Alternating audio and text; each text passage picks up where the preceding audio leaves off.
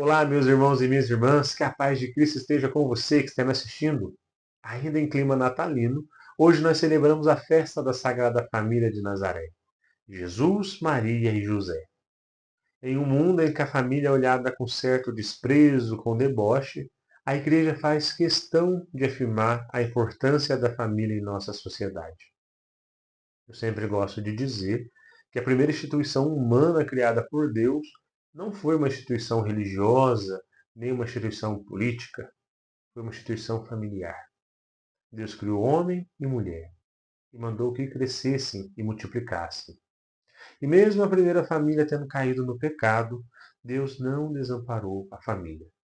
Nós vemos seu cuidado, por exemplo, com a família de Noé, com a família de Abraão e Sara, até que chega a plenitude dos tempos, e para que seu filho nascesse, Deus escolhe uma família, Maria e José.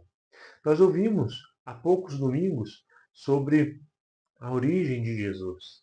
Maria e José prometidos um ao outro em casamento. Maria fica grávida e José recebe a confirmação de que o menino que ela estava esperando era o Filho do Altíssimo, era o Emanuel, Deus conosco. Nas leituras de hoje, nós ouvimos muito sobre a relação de pais e filhos, a importância dessa relação. Os pais não devem intimidar os filhos, né, como nos diz a segunda leitura. É preciso que os pais tenham cuidado e saibam dialogar com os filhos. É claro que a autoridade do pai e da mãe é de suma importância, eu já falei até algumas vezes sobre isso. Que por falta dessa autoridade, muitas famílias acabam saindo dos trilhos. Os filhos crescem mimados, revoltados, não sabem ouvir o não. Mas essa autoridade não é uma autoridade opressora. É uma autoridade que dialoga, que sabe ouvir o filho. Porque, embora seja seu filho, é uma outra pessoa, com outro tipo de pensamento, situado em outro tempo. É muito natural a gente ter certos conflitos com os nossos pais, justamente por essa diferença do tempo. Né? O que antigamente era de um jeito, hoje é de outro. E no futuro será diferente do que é hoje. Então há sim esse conflito de gerações. Porém, é necessário que o pai e a mãe saibam ouvir os filhos e dialogar. É claro que a palavra final é dos pais, mas ele precisa saber acolher o filho. E os filhos precisam ter a certeza, né, ter esse sentimento de que não importa aonde estejam, não importa se saíram para o mundo, deram com a cara no muro. Eles sempre sabem que podem voltar para a casa dos pais, porque sempre há um cantinho aí para eles. Assim como aconteceu com o filho pródigo, por exemplo, que estava perdido, né, ele tinha gastado todos os seus bens, mas ele sabia que tinha para onde voltar. Os filhos também são chamados a honrar e a respeitar os seus pais, a cuidar deles na velhice. É claro que a gente está, a gente é bombardeado muitas vezes por notícias de pais e mães que não souberam ser pais e mães. É claro que a gente precisa fazer uma diferença porque fazer um filho, gerar um filho, não torna uma pessoa pai ou mãe. Porque até os animais fazem filhos.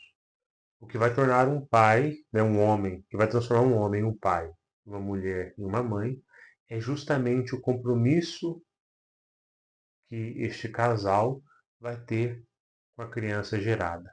Ou até se for uma criança adotada.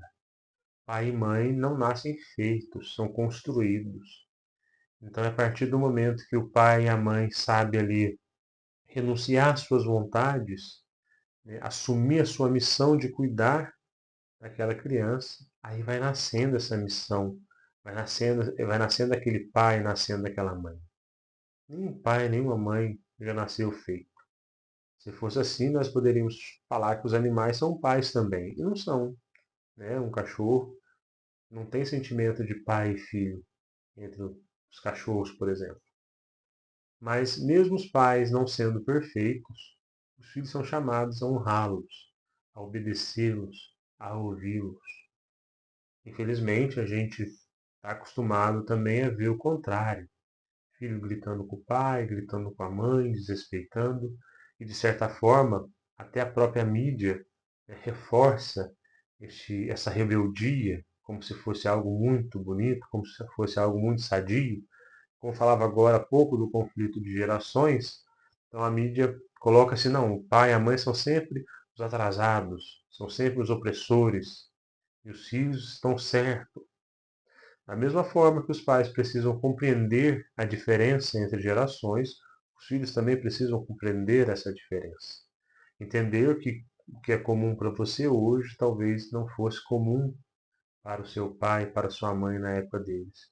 Então precisa sim haver um diálogo também. Os filhos também precisam saber ouvir os pais e respeitar. E neste mundo que a gente está acostumado a ver essa inversão de valores, né? Nós temos, por exemplo, os orfanatos que foram criados para as pessoas que perderam seus pais, e também os asilos foram criados para pessoas que não tivessem filhos para acolhê-los na velhice. E o que a gente mais vê é crianças, né, órfãs de pais vivos, que são deixadas em um orfanato, alguns idosos que são abandonados pelos filhos no asilo e às vezes os filhos nem vão visitar, né, vão lá uma vez ou outra só para dizer que foi. Então, essa inversão não deveria ser comum para nós, infelizmente acaba se tornando. E é o que a palavra de Deus vem chamar a nossa atenção, a importância de honrarmos os nossos pais, de respeitá-los e de acolhê-los. E, ao mesmo tempo, a importância de ouvirmos os nossos filhos, de dialogarmos, de acolher as suas propostas e ponderar na hora de dar, né, a palavra final.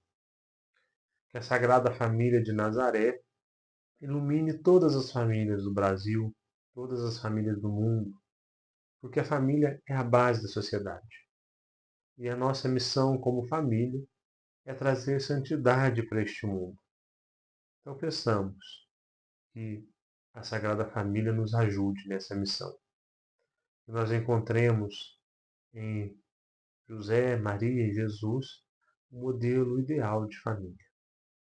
Jesus, Maria e José, minha família, vossa é. Que o Senhor nos abençoe, nos livre de todo mal e nos conduza à vida eterna. Amém.